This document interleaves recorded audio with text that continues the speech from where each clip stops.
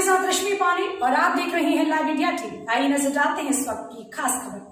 कानपुर देहात में शिक्षा विभाग का एक ऐसा कारनामा सामने आया है जिसने शिक्षा विभाग के अधिकारियों के भ्रष्टाचार की पोल खोलकर रख दी। यही नहीं, अध्यापक की फर्जी नियुक्ति का खुलासा हो जाने के बाद विभाग के अधिकारी मामले को दबाए रहे और फर्जी नियुक्ति वाले अध्यापक की पूरी नौकरी करवा डाली।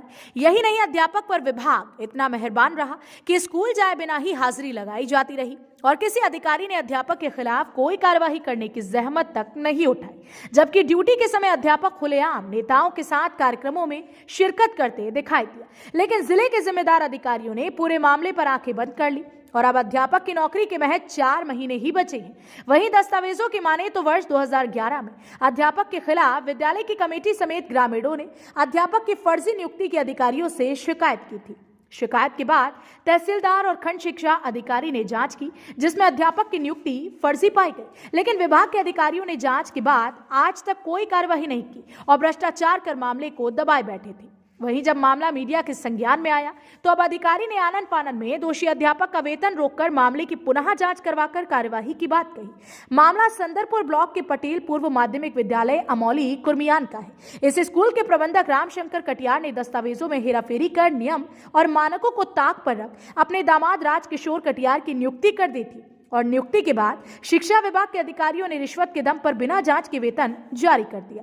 फर्जी नियुक्ति के सहारे राजकिशोर कटियार अध्यापक बनकर नौकरी करने। वहीं वर्ष 2011 में स्कूल की कमेटी और ग्रामीणों को जब फर्जी नियुक्ति की बात पता चली तो मामले की शिकायत तहसील दिवस में कई बार की गई, जिसके बाद एसडीएम सिकंदरा ने मामला संज्ञान में लिया और तहसीलदार सिकंदरा के साथ सहायक बेसिक शिक्षा अधिकारी संदलपुर को जांच के लिए निर्देशित किया गया।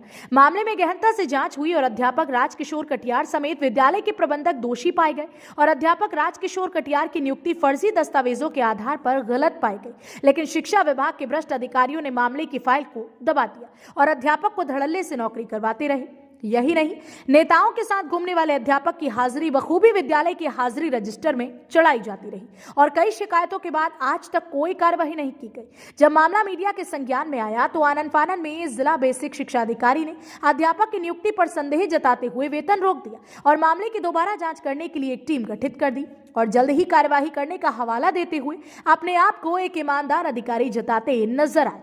वहीं आम आदमी पार्टी के जिलाध्यक्ष ने इस सरकार पर आरोप लगाते हुए बताया कि इस सरकार में फर्जी नियुक्ति का कोई नया मामला नहीं है और इस सरकार में फर्जी नियुक्ति वालों को संरक्षण दिया जा रहा है। इस सरकार में युवा परेशान हैं और इस सरकार केवल रुपया कमाने का काम चल रहा है।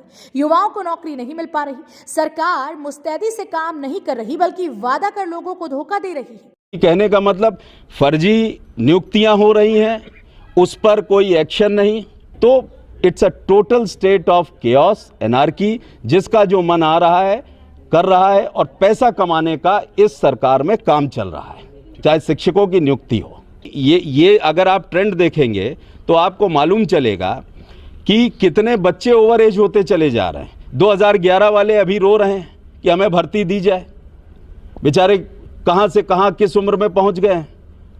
तो ये सब धोखा देने की बातें हैं कि हम बहुत मुस्तैदी से काम कर रहे हैं। आप मुस्तैदी से काम नहीं कर रहे हैं, आप देश की ऊर्जा को बर्बाद कर रहे हैं, आप देश के छात्रों को बर्बाद कर रहे हैं।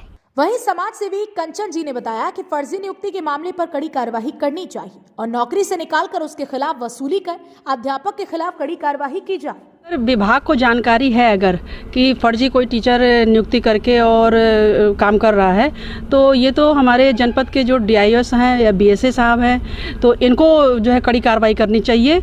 और इसके अलावा यहाँ से अगर बात नहीं बनती है तो हमारे जो सम्मानित जिलाधिकारी महोदय हैं, जो इन सब में कलम के बहुत पक्के हैं, तो उनसे जो है मिलना चाहिए लोगों को। या ऐसा लगता है कि नहीं, वाकई में वो फर्जी आदमी जो है नौकरी कर रहा है मास्टर के रूप में, तो हम सबको ऐसा कड़ा कदम उठाना चाहिए कि उस आदमी को जो है नौकरी से निकाला जाए और जितनी भी अभी तक उसने सैलरी इकट्ठा करी है फर्जी नियुक्ति पर, तो वो सारी तनख्वाह उसको जो है इकट्ठा करके राजकोष में डाला जाए और या तो फिर उसकी कुर्की करी जाए।